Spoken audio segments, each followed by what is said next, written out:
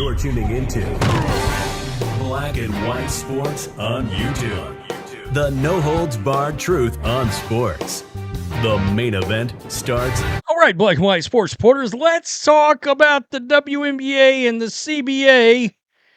As we all know, the WNBA owners and the players are heading into CBA negotiations. They've extended the deadline through the end of the month, and now it's caught in the attention of the rest of women's sports. And so now the rest of women's sports is watching how this is going to affect them. In other words, is the media rights deal and the CBA going to give an example, an outline for other sporting leagues to involving women to take note of, use as an example? Now, this is what I would say. Unless these other women's sports happen to have a once-in-a-generation talent, all right, somebody that comes into a league or into their sport that captures the attention in the way that Caitlin Clark has, or if you want to go back, and I still believe this is the best comparison, even though it's a male, and you're talking about men's sports, or in a way that Tiger Woods brought in a whole bunch of new fans into PGA golf. Unless that happens, I don't know that you can have a comparison between this and the other sports leagues, like I believe it's the NWSL, which is NWSL, National Women's Soccer League, etc. So I don't know. I don't know if this is going to happen.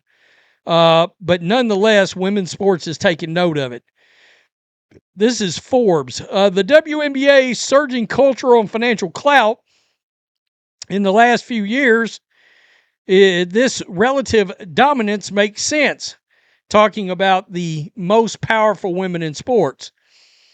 Two coaches, one owner, top agent from women's basketball was on the list. We know Caitlin Clark was on that list. An 11-year, $2.2 billion media rights deal will begin in 2026, quadrupling the value of the league's previous contracts. Teams that were purchased for $2 million at the beginning of the decade, like the Las Vegas Aces, who this month took their third championship in 4 years, are today worth more than $300 million. Mark Davis did pretty good there, didn't he? In the fact that 12 franchises on the Forbes list of most valuable WNBA teams carry a $272 million average valuation, their revenue approached $19 million on average last year, according to Forbes estimates.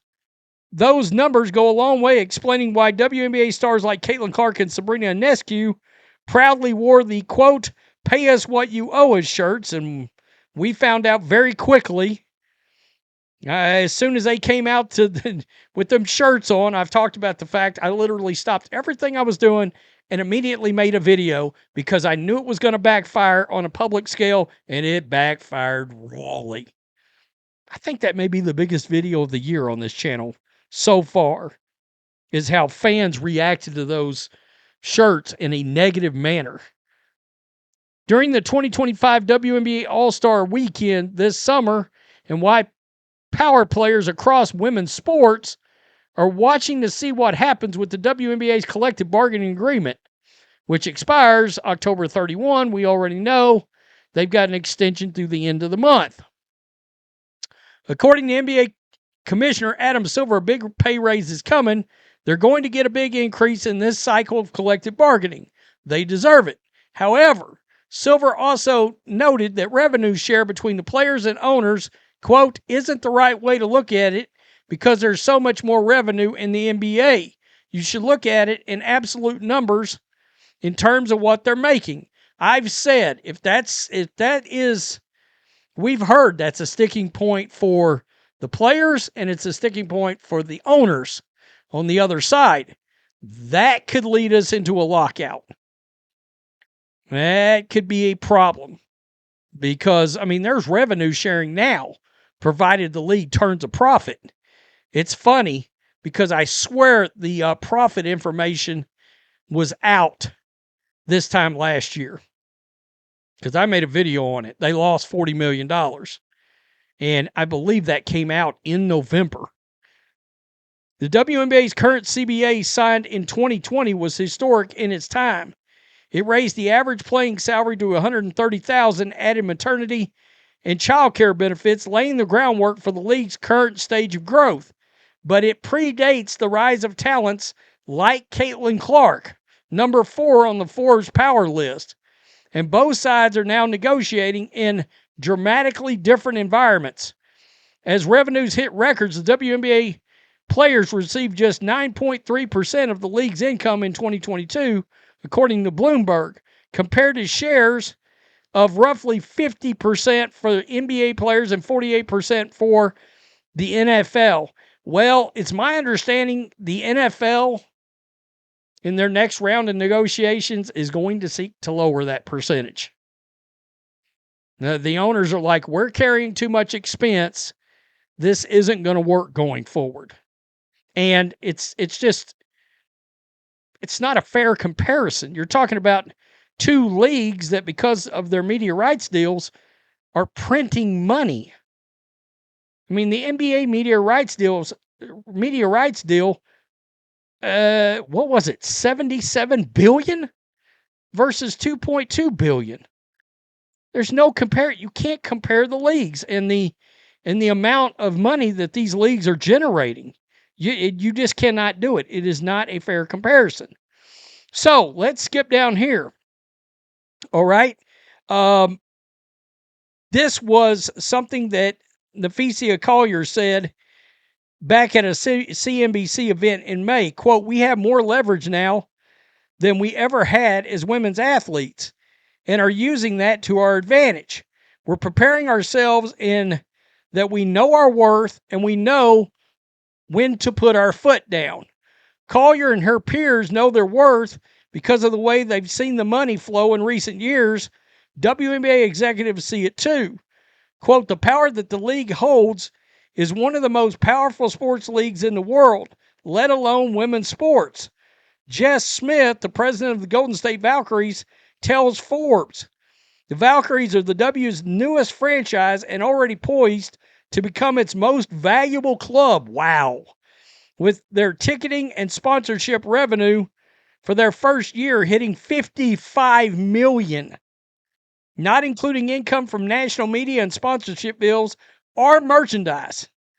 That sum is higher than what 8 teams from the MLS, a more established men's league, recorded last season. As the WNBA has stated repeatedly, we agree with the players that they deserve to be paid more, importantly, to participate in the success and growth of the league by sharing in revenue, a WNBA spokesperson told Forbes. While pay negotiations aren't unique to women's basketball, the WNBA moment has become a benchmark for broader women's sports landscapes. Tori Huster, Deputy Executive Director of the NWSL Players Association, helped negotiate 2 landmark NWSL CBAs, including a 2024 deal that abolished the draft, established unrestricted free agency, and increased player compensation. Quote, certainly because of the growth of women's sports, and you have so many players elevating visibility and viewership, it's obvious that coming back to the table is in everybody's best interest. The W just needs to realize that. They abolished the draft? Wow. I'll have to ask CDS Sports about that. He talks a lot of soccer on one of his channels. Huster also said that other players' unions look at the WNBA as a blueprint for collective action. The W has been around for so long, they are a fierce collective group. We are looking at trying to have solidarity amongst our members. They are a prime example. No matter how many Caitlin Clarks or Breonna Stewarts have made their own name, they are stuck together and they do an excellent job of understanding what the collective needs of their members are. Quote, first and foremost, no one is like, well, the NFL's success is dependent on the NBA success, Smith says. That's the Valkyrie president. There can be multiple women's sports leagues that are successful in many different and measurable ways. The WNBA is already one of the most powerful sports leagues in the world, and by far, in my opinion, leading the charge on how to commercialize the business around women's sports. I don't know. I mean, I can see that, but again, if you don't have a transcendent talent, in other words, if the NWSL doesn't somehow get their version of Caitlin Clark into it, I mean, what are we talking about? Does it matter? The same with track and field, tennis. I mean, the Williams sisters are no longer playing. And then you can go on and on when you're talking about that. Women's college basketball is the other sport that's been affected in it, far as growth goes. And I mean, a lot of those games draw bigger ratings than a lot of WNBA games. College basketball, at least the weekly big contest, they just feel like a better television production too. I mean, if you tune in to watch Iowa and South Carolina, it just seems like it's this massive, huge event, across sports. And I'm talking women's basketball. That's something that the WNBA, and I'm hoping that the new media rights deal, I talked last night about the USA Sports, I'm hoping something happens where this influx of money will change the quality of these broadcasts. Because a lot of these broadcasts are poor. The commentating's poor. The visuals are poor. The graphics are poor. I've said it feels like you're watching minor league baseball, or back when, you would find Arena League on a TV screen.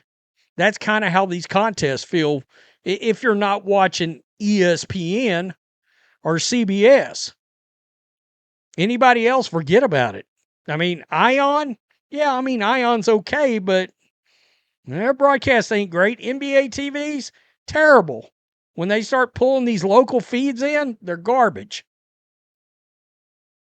They got a lot of work to do. There's a lot of work to do across women's sports in general. Again, it's got to do with, can these sports find a talent that will pull people in? Because all these sports rely on one thing. Oh, but attendance. Oh, but merchandising. That's all great. That's all well and good. Expansion dollars. Oh, that's all well and good. Reoccurring yearly media rights money is what it's all about. Peace. I'm out. Till next time. Thanks for watching the show. Be sure to like, comment, and subscribe. Be sure to tune in next time on Black and White Sports.